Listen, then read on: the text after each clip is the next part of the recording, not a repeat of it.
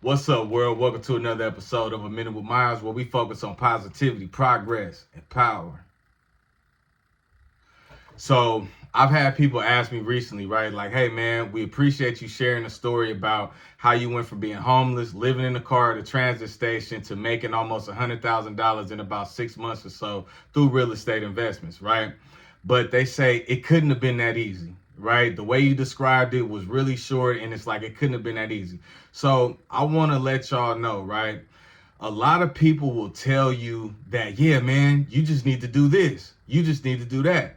But they don't tell you about the bullshit that comes along with it, right? They don't tell you about all the problems that's going to come out of nowhere. They don't tell you about all the issues that's going to come up out of nowhere, right?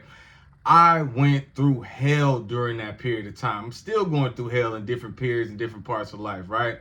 But the only thing me going through hell has taught me is that I'm trying, right? People that don't try, they never go through anything. Their life is pretty smooth. It's not eventful. It's not special. They don't have the things that they want, but it's just never no problem. It's right. It's like, okay, if I was the type of individual to be like, hey, man, and there's nothing wrong with this scenario, right? But if I was the type of person to be like, hey, man, I'm going to just go get a job and get married. I'm going to get me a little spot. I'm going to pay my rent. I'm going to work till I retire. And that's it, right? I would probably have a lot less drama and pitfalls and problems and shit that comes up in my life, right? But I want more. So I grasp the concept that it's going to take more, right? I grasp the concept. I wrap my mind around the concept that, hey, man, if you want a life that's not going to be average and you want to have an extraordinary life, you're going to have to go through some shit that a lot of people just don't go through, right? There's times when I'm doing everything right and I'm trying my absolute best to just make it, and some bullshit happen out of nowhere, right? So I'm going to give you an example.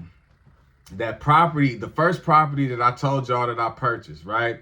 The very first property that I purchased, I'm gonna put a picture up on it right now, right? This property right here, okay? Once I found the property and found the person that was willing to sell it to me, right? I was like, okay, cool. I got the money. I'm gonna do this. I'm gonna do that, blah, blah, blah, whatever. I forget exactly how I got the money to him. I don't know if I wired it or what happened or whatever situation is, right? But I told you I had two cars at the time. I had the BMW that I would drive around when I was just flossing and chilling, right? And I had the Mitsubishi that I would drive to do DoorDash and stuff in, right? But the thing about this Mitsubishi was the gas gauge did not work, right? So basically, I would be riding on a prayer every time I hopped in this motherfucker, because I don't be remembering how much gas I put in, nor do I remember exactly how much gas I use. It's impossible to calculate, right? It's like I'm just driving the car. I'm driving all day long, right? I'm going here, there, here, restaurant, house, restaurant, house, restaurant, house, restaurant. You know what I'm saying? So it's like I can't really calculate and say, okay, I'm probably at about this much gas. So I'm on the freeway, leaving my home at the time, the BART station. I'm on the freeway going to a Kinko's to make sure that I can sign these documents that have been, print the documents out that have been emailed to me, and then faxing them over to him, and then send the money so I can make sure everything is cool, right? In the process of me going there, of all the things that could have happened, the car ran out of gas, right? And I'm like, damn. You know what I'm saying? I'm trying everything that I can to be successful. I'm doing the right thing. I found the lane. You know what I'm saying? And then this shit happened, right? So what happened? I'm like, okay, nigga, what are you going to do? This is the challenge. This challenge has presented itself on purpose to see, do you actually want to be successful or not? Because even though I don't know if this particular house is going to make me a millionaire, right? But I damn sure well do know that this is a step in the direction of me getting to that space, right? So I said, okay, we got to figure it out. So I pull the car over on the side of the freeway. I hop a fence, buy a gas can, get some gas. I had to walk around because I couldn't throw the gas can back over the fence because all the gas would have spilled out. It would just been a situation or whatever. I had to walk back around. It probably was I don't know, maybe a mile or so as far as a walk goes, right? I walked back around, walked up on the freeway entrance, and then put the gas in the car and went and took care of the business, right? And the thing about it is there's countless stories I could think of, man, that like when I'm on the path of doing something good that I know is going to be beneficial for my life and for my future, some nonsense just comes out of nowhere, right? And what that started to teach me was that every time there's a problem and all hell seems to break loose, that means, bro, you on the right path, right? Because the devil don't want you to be rich, man. I've said this 1,000 times. The devil does not want you to be rich. He doesn't want you to be happy. He doesn't want you to be loved. He doesn't want you to be confident. He wants you to constantly be in this state of just like worry and panic and doubt and fear and all these things, right? So what I started to realize was every time something seemingly bad happens, there's something good coming right behind it, right? So that's the concept that you have to grasp. You got to stop looking at obstacles and situations as like the end of the damn world and just being like, man, this happened, man, it's all bad, it's over, woo, whatever the case, right? It don't work like that. It's always the best thing next, right? So I'll give you another example. Surrounding the same house, right? I'm new to the game. You know what I'm saying? I don't know the real estate game like that. I don't know how this is going or whatever the case. And make it more difficult, I'm investing in a property that's far away from where I'm at, right? So I'm relying on, contractors and different people, realtors and different things like that, just on basically handshake deals. You know what I'm saying? Like sometimes there was a contract or whatnot, but other times it was just like, hey, I'm gonna do this work for you. I'm gonna pay you, blah, blah, whatever the case, right? So one of the contractors that I was working with, he started the job. Everything was going cool. I gave him half of the money up front. He was finishing, doing everything cool, blah, blah, whatever the case it is. And then towards the end of it, he just disappeared, bro. I mean, disappeared. He just disappeared with, like, I would say, I don't know, a few racks worth of work that was undone, right? He had did a lot of the work, but a few racks of the work was just left undone. It just never got done, right?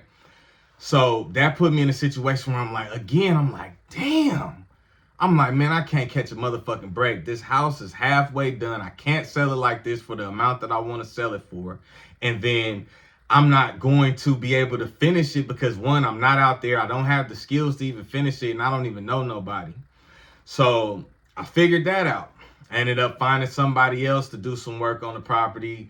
They ended up charging me less than half of what finishing the job would have costed anyway. And they did the work, and I put the house on the market, and I got an offer for like 65 G's in a very short amount of time. That same person that was working with me on that property, I bought a duplex immediately afterward, and that person went and did the work on that property, and they charged me way cheaper than what I think anybody else would have charged me for it. They did it, they got the work done, and then I got that house sold. I put it on the market and got it sold in the same day. I'm saying all that to say, right? Do not get discouraged, man. The game is cold, man. It's going to be people that just hate on you and just mad at you just on the simple fact that you just trying to make it, man. You ain't bothering nobody. You ain't hurt nobody. You ain't spreading no lies. You ain't spreading no slander. You ain't did nothing to nobody, but they going to do all that shit to you. And the whole thing is the only reason justifiable that makes sense is that they just mad that you trying to make it and they're not. Right? But you cannot let that type of shit discourage you. You cannot let that shit get you to the point to where you tap out and be like, man, I'm just going to give up. I can't do it anyway, man. All these obstacles coming against me. Those obstacles are a sign that you are on the right path. You are headed the right direction, right? There's not a lot of people that are successful. Yes, there are a lot of millionaires in this country. Yes, there are a lot of billionaires in this country. There's a lot of millionaires and billionaires on earth, right? But there's very few of them, and there are plenty of regular people. So every time you deal with a problem that seems to be extraordinary, that seems that it possibly could even be insurmountable and seem like there's no way that you can get through this, or like, why is this happening to me? Start looking at it as, what's the next opportunity going to look like, right? Because life is nothing but ebbs and flows. So if you have a bad day, if you have a bad week, you make a bad investment, something like that, your next score is going to be monumental. It's going to be 1,000 times better than the last thing that you lost. If you lose a relationship, if you lose friendships, if you lose money, if you lose a house, whatever the case it is, the next thing coming is always the best thing, man. God said in the Bible, your latter days shall be better than your former days. There's absolutely nothing that's going to stop obstacles from coming your way when you fighting your way through and trying to be successful. But the only thing that you can do to do damage control is to get ahead of it and expect it, man. I done got hurt by people that shit I thought was my loved ones, man. I done had people hate on me and be mad at me and be jealous of me when I thought they wanted me to win and they wanted me to be happy and all that shit, right? But I got to the point to realize, man, hey, if I was trying to be an average guy, I wouldn't be going through this shit because it wouldn't be no pressure, right? You putting pressure on people. And I know you're not doing it for that. I know you're not trying to get rich just so you could turn around and be like, ha ha, I got this and you don't, right? That's not why I'm doing it. I'm doing it for financial freedom so I can buy my time back. So that way, when I wake up in the morning, I can do whatever the hell I want to do instead of having to get up and go punch into a job, right? And again, there's nothing wrong with that. I just want more. Right? But you got to understand, you put pressure on people and they can't handle it. So it's going to be a lot of bullshit that come your way. You got to wrap your mind around the concept that, man, there's going to be nonsense that I don't deserve coming in my direction just on the simple fact that I'm trying to fight my way through this whole thing. Right? And once you grasp that concept, once you just like, man, you know what? Hey, man, it come with it, man. Come with the game. You know what I'm saying? It come with the game. Think about the people that are talked about the most in tabloids and gossip columns and all these vlogs and shit like that, right? They're people that are somebody. They're not talking about Tanya and Steve at the job, you know what I mean? Because Tanya and Steve at the job, they ain't got nothing going on. You know, they ain't got nothing going on. There's nothing noteworthy to be like, hey, we're going to put them, you know, we're going to make them the center of attention in this whole situation. No, once you start being the center of attention, once you start being disruptive to the norm, right? You have to expect, man, it's a cold game, cousin. It's a cold game, right?